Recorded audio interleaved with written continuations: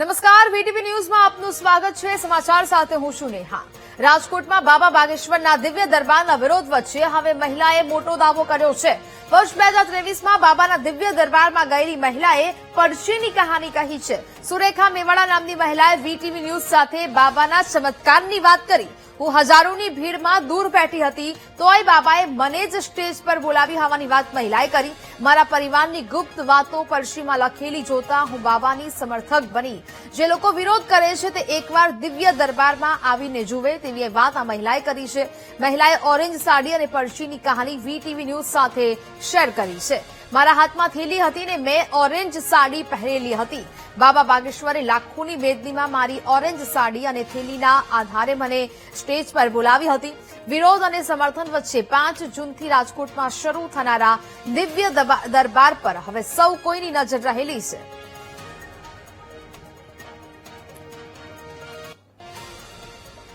जो हम लिख लेते हैं। खूब कृपा रहेगी धन की पति को राजनीति में जाना है, एमएलए की टिकट व एमएलए बनना चाहते हैं।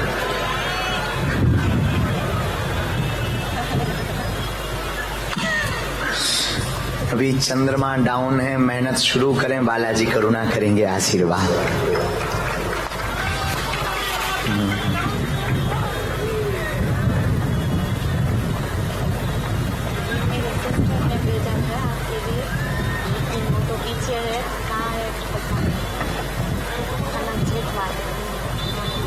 आपकी बहन बहुत मानती है हमें और बहुत घर पे भी अर्जी लगाई उन्होंने, और उन्होंने ये सामग्री भी भेजी और उन्होंने ये भी कहा मैं ना भी पहुंच पाऊं तो ये पहुंच जाए।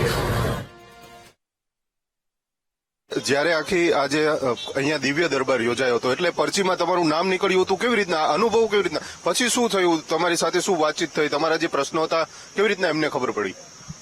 હું જયારે લાસ્ટમાં જ મને મારી પરચી મળેલ છે, એ પછીની કોઈ પરચી બારે ગુરુજી દ્વારા બારે નથી પડવામાં આવ્યો। મારું નામ નહીં, કશું એ નહીં। હું ડાયરેક્ટ જે મેં ઓરેન્જ કલરની સાડી પહેરી હતી અને હું પાછળ, એટલે એમણે એમ બોલ્યા કે પાછળથી એક બેન છે કે જે આવ્યા છે અને ઓરેન્જ કલરની સાડી અને મારા હાથમાં છે એ થેલીઓ હતી। એટલે એ દરમિયાન એમણે રેન્ડમલી કે એક બેન આવ્યા છે અને એ બધી વસ્તુઓ લઈને આવ્યા છે, એ આવે એટલે ત્યાં હું ગઈ। એટલે પેલા મને પણ વિચાર થયું કે આવું તો હાથમાં બધા લઈને ગયા હોય, મને જ થોડું કીધું હોય।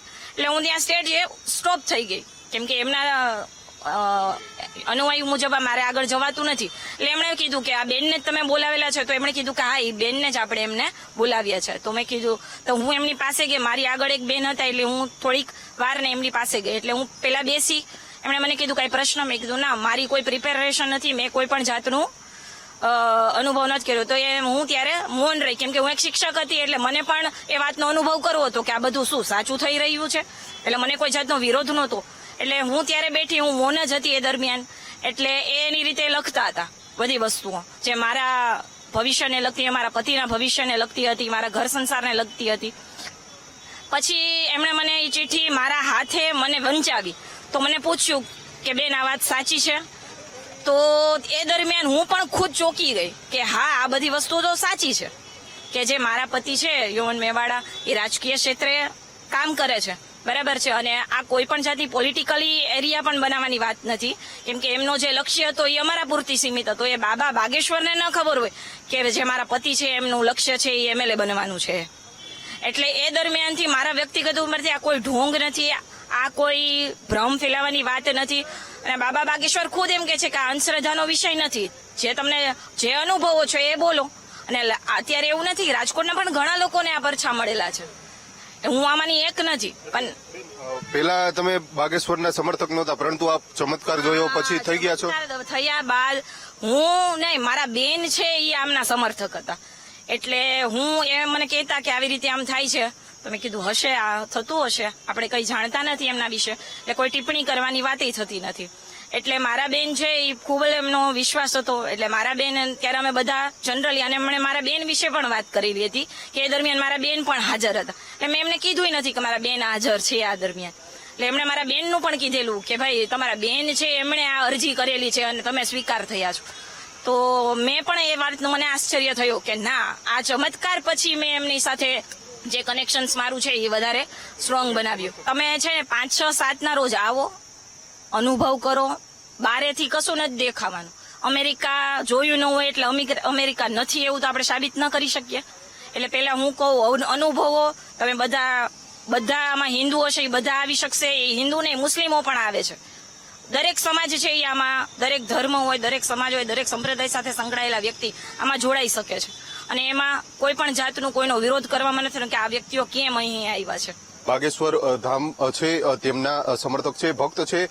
વર્ષ 2023માં બાબા જયારે રાજકોટ ખાતે આવ્યા હતા અને રાજકોટમાં જ તેમને આ અનુભવ થયો છે અને ત્યારબાદ તેઓ પણ પોતાના જે અનુભવો છે તે કહી રહ્યા છે. જે પ્રમાણે ધીરેન્દ્ર શાસ્ત્રી છે આગામી તારીખ 5, 6 અને 7 જૂનના રોજ રાજકોટમાં આવવાના છે. રાજકોટના રેસકોર્સ ગ્રાઉન્ડ ખાતે તેમનો દિવ્ય દરબાર છે તે યોજાવાનો છે. પરંતુ દિવ્ય દરબાર યોજાય તે પહેલા જ ક્યાંક ને ક્યાંક વિરોધનો વંટોળ છે તે જોવા મળી રહ્યો છે અને તેને જ લઈને હવે બાબા બાગેશ્વરના જે ચમત્કાર તેમને જે અનુભવ્યા છે તે મહિલા છે તેમને વાત કરી છે કે આ જે વાત કરવામાં આવી રહી છે બાબા ઢોંગી છે તે પ્રકારનું જે નિવેદનો કરવામાં આવી રહ્યા છે તે તદ્દન ખોટા છે, કારણ કે તેમનો અનુભવ છે તે તેમને વર્ણવ્યો છે. કેમેરામેન નિશિત ગડિયા સાથે ભાવેશ ચંદ્રબાબુ, BTV ન્યૂઝ, રાજકોટ. હવે વાત કરીશું